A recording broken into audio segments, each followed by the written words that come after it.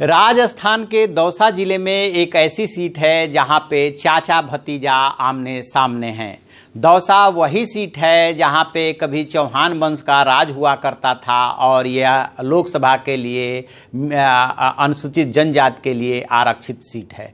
तो इसकी जो विधानसभा सीट है महुआ, वो सामान्य सीट है, लेकिन यहाँ पे लड़ाई बड़ी दिलचस्प हो गई है। मैं आपको बताऊंगा कि कौन किससे लड़ रहा है और उसका क्या नतीजा होने वाला है। मैं हूं विद्याशंकर तिवारी, इंडिया न्यूज के डिजिटल चैनल इन खबर के लिए।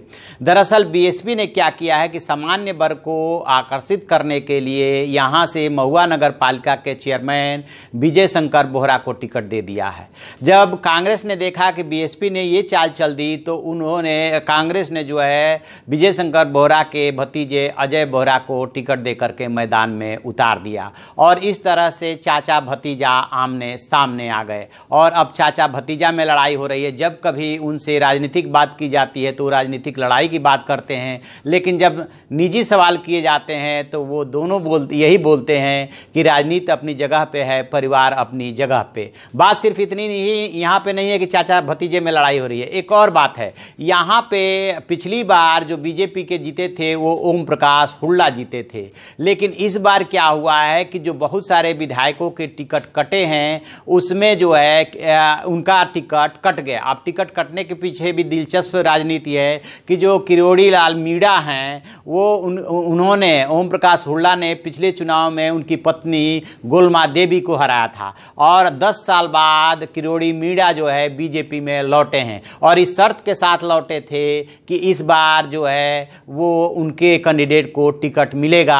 लिहाजा वसुंधरा राजे को न चाहते हुए भी ओम प्रकाश हुड्डा का टिकट काट करके किरोड़ी मीणा के जो है भतीजे राजेंद्र मीणा उनको टिकट देना पड़ा। अब इस तरह से हुआ क्या है कि इसके बाद जो ओम प्रकाश हुड्डा है वो बागी बन करके उतर गए हैं। तो एक तरफ चाचा भतीजे की लड़ाई है, दूसरी तरफ लड़ाई है कि जिन्होंने हमारी पत्नी को हराया था उससे बदला लेना है। उसका पहले टिकट कटवाया और अब उनको शिकस्त देने के लिए अपने भतीजे के लिए किरोड़ी मीणा दिन रात एक किए हुए हैं। किरोड़ी मीणा ठीक ठाक नाम है, वहाँ पे अच्छा उनका प्रभाव है।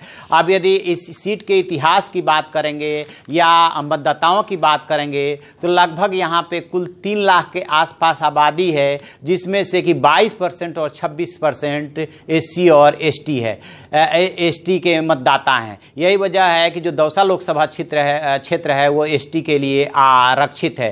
तो जहां तक बात 2013 की है तो ओम प्रकाश हुड्डा ने जो है गोलमा देवी निर्दलीय को हराया था और उसके पहले 2008 में जो है गोलमा देवी ने जो है विजय शंकर बोहरा जो बीएसपी के हैं उनको और सावित्री कांग्रेस मतलब विजय शंकर बोहरा को ही उन्होंने हराया था। गोलमा देवी को मिला था 51,000 के आसपास वोट, तो विजय शंकर बोहरा को मिला था 27,000।